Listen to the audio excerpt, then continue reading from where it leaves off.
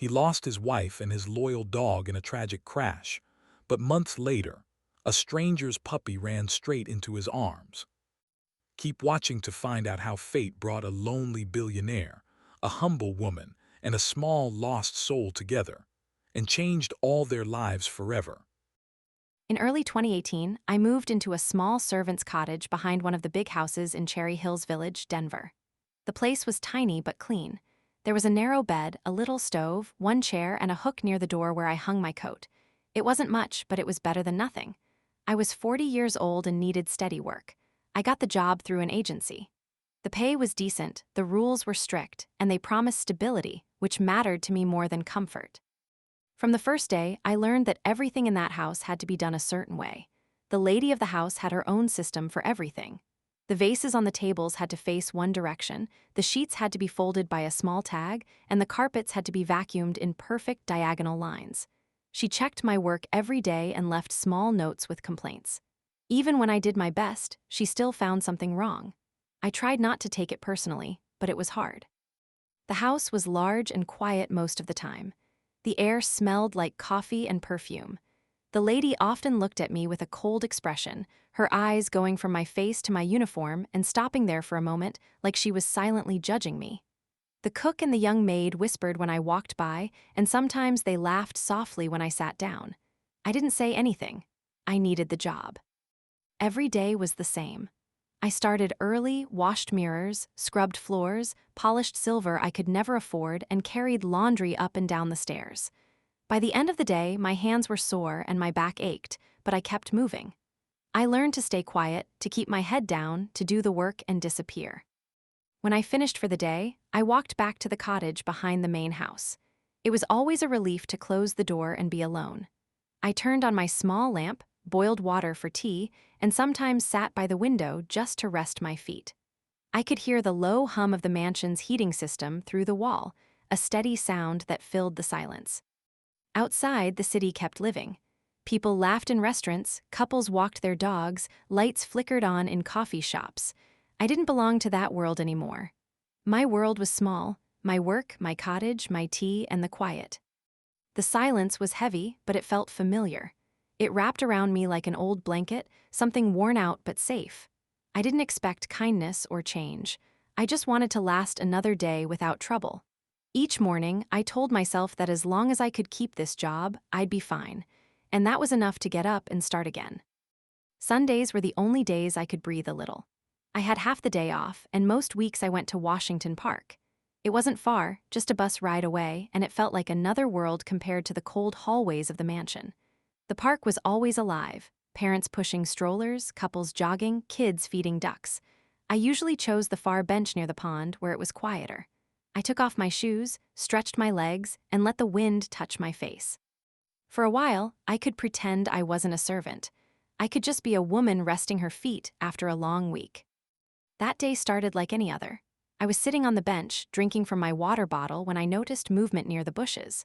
A small puppy came out, thin and dirty, with floppy ears and a bit of mud across his nose. He looked tired and hungry. He didn't bark or beg for food.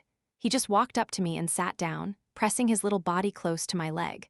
Then he laid his head on my knee like it was the most natural thing in the world.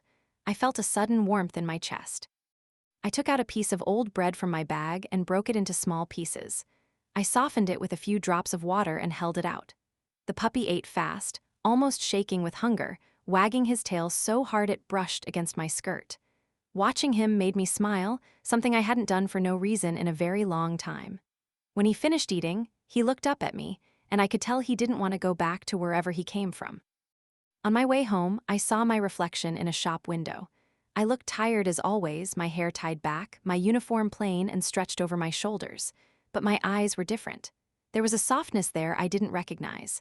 I had felt empty for so long that even a moment of kindness from a little creature seemed to wake something in me.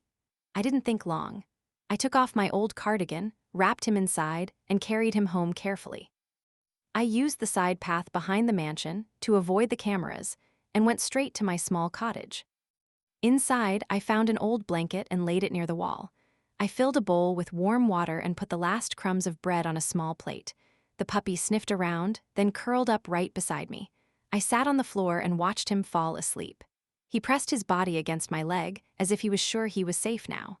For the first time in years, the silence in the room didn't feel so heavy. There was another heartbeat next to mine. That night, I stayed awake longer than usual, listening to the faint breathing of the puppy. Outside, the big house was quiet.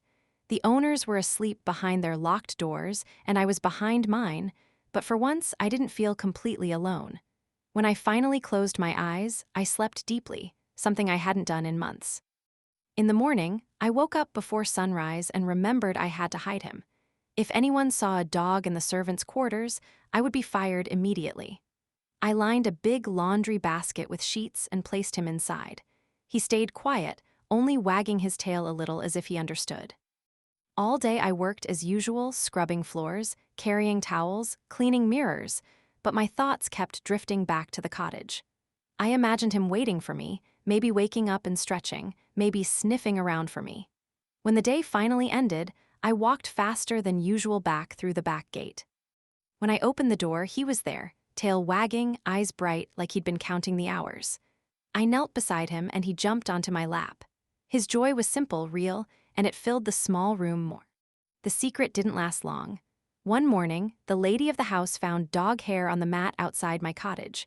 Later that day, she discovered a small bowl hidden behind the tool shelf. By evening, she came storming to my door, her heels hitting the floor like gunshots. I stood frozen, knowing what was about to happen. She was furious. Her face was red, and her voice filled the whole backyard.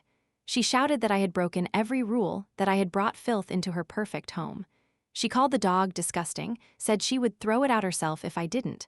Her words cut through the cold air like sharp glass. The puppy whimpered behind my legs, trembling from the noise. I tried to explain, to say he was harmless, but she didn't want to hear a single word. She pointed toward the gate and yelled that I had 10 minutes to leave before she called security. Then, she slammed the door so hard that the windows rattled. I packed what little I had, my clothes, my shoes, my prayer book, and put them into my old suitcase. I tied a piece of rope around the puppy's neck to use as a leash. My hands shook as I grabbed the handle of the suitcase. When I walked toward the back gate, the lady stood by the kitchen window, watching, her arms crossed. She didn't say another word, but her look said everything. I was no longer welcome there. She didn't pay me for the month I had worked. All that effort, all those hours, gone. I felt the anger burn inside me, but I knew it was useless to argue. I had no power in that house. I stepped outside and closed the gate behind me. The air was cold, even though the sun was still shining. The streets were bright and clean, but my world had suddenly shrunk to a suitcase, a rope, and the small dog walking beside me. His steps were quick and nervous, his ears low, as if he understood we had nowhere to go. I tried not to cry, but the tears came anyway. I walked through the streets until I reached Washington Park. It was quiet there. I went to the same bench where I used to sit on my days off. My arms were heavy from the suitcase, and my heart felt even heavier. I sat down, breathing hard. The puppy looked up at me with sad eyes, and I felt guilt twist inside me. I had promised him safety, but now I couldn't even promise him food. I stared at the water, trying to calm down. The surface rippled gently in the wind, but everything inside me was chaos. I felt anger, sadness, shame, and fear all at once. The puppy leaned against my leg, and I rested my hand on his back. For a moment, that simple warmth kept me from breaking down completely. Then something unexpected happened. The puppy suddenly lifted his head, perked up his ears, and bolted forward. I barely had time to grab the rope before it slipped from my hand. He ran across the gravel path, his tail wagging wildly, as if he had seen someone he knew. I stood up, calling after him, but he didn't stop. He ran straight toward a man standing under a tree in a dark coat. The man bent down, and the puppy jumped at him, wagging his tail and licking his hands like he'd found a long-lost friend. I froze, not sure what to think. My heart was pounding. I didn't know who the man was or why the puppy reacted that way. But as I watched them, something told me this moment was important, that my life had just turned in a direction I couldn't yet understand. The man I saw in the park looked like someone who carried too many thoughts but refused to show it. He stood tall, dressed neatly, like a person used to being watched. Later, I learned his name, Thomas Whitaker. People in Denver knew who he was. His picture had been in the news more than once. He was a businessman, the owner of several companies, and a man who had recently survived a plane crash that took his wife and his dog. That story had been everywhere. Now, standing there in the park, I realized I was looking at him in real life. Suddenly, the puppy ran straight toward him, wagging his tail like he had just found a lost friend. My first thought was simple: he must be the owner. It made perfect sense. The way the dog reacted, the joy, the excitement, it looked like recognition. I walked closer and asked if the puppy was his, hoping that maybe he had lost him and that this was a reunion. Thomas turned to me, surprised. He said no, that he had never seen the puppy before. He looked almost as confused as I was. Then, right after those words, something strange happened. He made a quiet sound, almost a whisper, and the puppy immediately lay down. Then he lifted his paw, just like he was waiting for the man to take it. Thomas frowned slightly and tried another gesture, and the puppy responded again, like they had known each other forever. People nearby began to slow down. Some even stopped to watch. I felt frozen in place, unable to understand what I was seeing. The man didn't speak loudly, but the puppy obeyed him perfectly, as if responding to some memory that didn't belong to him. I could see how the expression on Thomas's face changed. At first, he was shocked, then silent, and then something softer appeared in his eyes, something between disbelief and emotion. The puppy pressed himself against his leg and made a small sound, half a whimper, half a sigh, like he had finally come home. He gave the puppy one last gentle pat, then stood up and walked away slowly, the dog trotting at his side for a few steps before turning back to me. After that day, he started coming to the park again. At first, it looked like a coincidence, but soon it became clear he came at the same time every day. I still didn't have a stable job or much money, but I found work at a small laundry near the park so I could stay close. Every morning and evening, I brought the puppy to the same bench. Thomas would sometimes appear not long after. He brought food for the dog, real food, not scraps, and I could tell it made him happy to see the little one eat. Sometimes he just stood there quietly, watching. We didn't talk much, but we didn't need to. There was something calm and natural about those meetings. We both cared about the same small creature, and that was enough to create a kind of quiet understanding. Soon, people in the city started to notice. Small articles appeared online with headlines like "Thomas Whitaker seen again in Washington Park" and "The dog who obeys without a word." Strangers took photos and whispered when they saw us, but we ignored it. The noise of the world didn't matter anymore. One day, Thomas took the dog to a vet for shots and bought him a new collar. He even gave me money to buy proper food and blankets for the cottage. I kept everything clean and neat, making sure the dog had a warm place to sleep. It was strange how naturally our lives started to cross. My days were still filled with work, laundry, and tired evenings, but something had changed inside me. I didn't feel so alone anymore. The man who had lost everything and the woman who had nothing were both learning, quietly, that sometimes life gives back what it once took away, just in a different shape. Rumors always traveled faster than truth. Some people saw me as a background figure, just a maid who somehow ended up near a powerful man. Others noticed me in photos where Thomas stood in front and I was somewhere behind him, holding the dog's leash or smiling shyly. But none of those people knew what really happened when the cameras were gone. Real life was made of small, quiet things.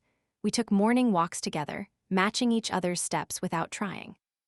We went to the pet store, where our hands sometimes brushed as we reached for the same leash or treat. We laughed when the dog tried to pull a towel bigger than himself across the living room. Those moments built something steady and real between us, something that didn't need words. Thomas came from a world of boardrooms, speeches, and formal dinners. I came from long shifts, plain clothes, and the smell of soap and clean fabric. He had lost his wife in a tragedy that the whole city knew about. I had lost my family in silence, with no one to notice. We were nothing alike, but somehow our pain recognized each other. It was as if two broken pieces finally fit. Still, I kept thinking about that first day in the park, the way he whispered to the puppy and how the little one obeyed him instantly. For weeks, I couldn't stop wondering what he had said. One evening, while we sat quietly in his living room, I finally asked. The dog lay at his feet, half asleep, and the air felt soft and calm. Thomas looked at me for a long moment before answering. He said that when he first saw the puppy, he called out the name of his old dog, the one who had died with his wife in the crash. The puppy had run straight to him, wagging his tail, and followed every secret command that only that dog had known. He said it was impossible to explain, but deep down, he felt it was his old friend, the same soul in a new body. I listened in silence, my heart beating fast. It sounded unbelievable, but I had seen it with my own eyes. It wasn't just a coincidence. It was something greater, something meant to be. He reached for my hand then, carefully, like he was afraid I might pull away. His eyes were softer than I had ever seen them. He said that meeting me wasn't an accident either. That maybe the same force that brought his dog back had also sent me into his life. He said that God had taken everything from him, his wife, his peace, his reason to wake up, but through me, he had given him a new life. A second chance to love and to feel alive again. His voice trembled when he said it, and for the first time I saw him not as the man from the newspapers, but as someone deeply human, carrying both loss and hope inside him. I didn't know what to say, so I just squeezed his hand back. That simple touch said everything I couldn't put into words. In that moment, I felt something I hadn't felt in years: warmth, safety, and the quiet certainty that I was exactly where I was meant to be. After that night, everything between us changed, but gently. The dog had his old name again, the one that filled Thomas's home with life once more. He came when called, found hidden toys, and waited by the window just before we arrived home, as if he knew our steps by heart. The three of us fell into a rhythm: morning walks, shared meals, soft laughter filling the spaces where silence used to live. When Thomas asked me to marry him, it wasn't planned or dramatic. We were just sitting by the fire one evening, the dog asleep at our feet, and he said he didn't want to live another day without me beside him. I said yes, and he smiled, that quiet, honest smile of a man who had finally found peace. Our wedding was small, in a little wooden church. No reporters, no fancy decorations, just a few close friends, a kind pastor, and 2 rings that fit imperfectly but perfectly enough. At the reception afterward, no one whispered or judged. People smiled and wished us happiness. I felt light, as if all the weight of my past had fallen away. When we moved into our shared home, it no longer felt too big or cold. The rooms smelled of bread, and laughter echoed off the walls. The dog had his bed by the fireplace, and Thomas often said it was the sound of our voices that made the house alive again. Sometimes, when the evenings grew quiet, Thomas would take my hand and say he still couldn't believe how life had changed. He said that when he lost everything, he thought God had abandoned him, but then he sent me, and through me gave him back hope, love, and purpose. I never answered with grand words. I just leaned closer and let him hold me, because I knew he was right. Love had found us both, not because we searched for it, but because fate decided we needed it. Several months passed. On the east side of Denver, a new place opened, a shelter painted in warm colors, with wide doors and open light. The sign above the entrance said, "Baxter House, Animal Rescue and Sanctuary." It was a place for animals who had been lost, abandoned, or forgotten, and for the people who needed to find them again. I stood by the front door wearing a simple vest with the shelter's logo. Around me, volunteers carried boxes of food, blankets, and toys. I showed the newcomers how to organize feeding areas, how to calm nervous dogs, how to make each cage feel a little less like a cage. It wasn't just about cleaning or feeding. It was about giving frightened animals a sense of safety, the same feeling I had searched for once in my own life. Thomas had learned a different kind of accounting. He no longer cared only about numbers in his companies. Now he counted stories. How many dogs had found new homes? How many cats had started to trust people again? How many animals no longer shook in fear when someone reached out a hand? He kept detailed records, but his real pride was in the smiles of the families who left the shelter with a new companion. Sometimes, while he worked, he stopped to listen, to the sound of paws on the floor, to the happy barking, to the soft laughter that filled the rooms. The city began to notice us in a new way. Every Saturday, families came to our adoption fairs. Children played with the animals, volunteers baked cookies, and people brought donations, leashes, bowls, food. On a large board near the entrance, we pinned before and after photos, scared eyes behind metal bars next to bright, joyful faces sitting in their new homes. On Sundays, Thomas and I still went to Washington Park. We always stopped by the same bench, the one where everything had begun. I sat down easily now, no longer worried about who might be watching. Thomas sat beside me, and our dog, no longer a puppy but calm and strong, lay quietly at our feet. The air was warm, the wind soft, and the world felt steady again. I looked at Thomas, and he smiled in that quiet way of his that needed no words. I knew there were still people who preferred narrow spaces in their homes, their hearts, their minds. But here, in our shelter and our home, the doors stayed open. No one had to hide a food bowl or explain a mistake. This was a place built on kindness, not judgment. At night, I locked the doors of Baxter House and turned off the lights. The dog followed me, pressing against my leg, while Thomas finished his paperwork and set water to boil for tea. The shelter was peaceful then, the sound of sleeping animals filling the air like a quiet rhythm. Sometimes, when I stood at the doorway of the shelter and watched the sunrise, I thought about how far we had come, from a park bench to this home full of hope.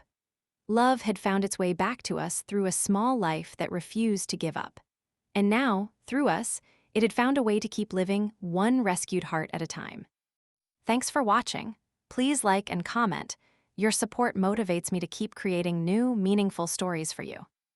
All videos on this channel feature 100% original content inspired by real lives and told with care. Every story is made with heart, effort, and respect for my audience. I hope you enjoy each one as much as I enjoy creating it.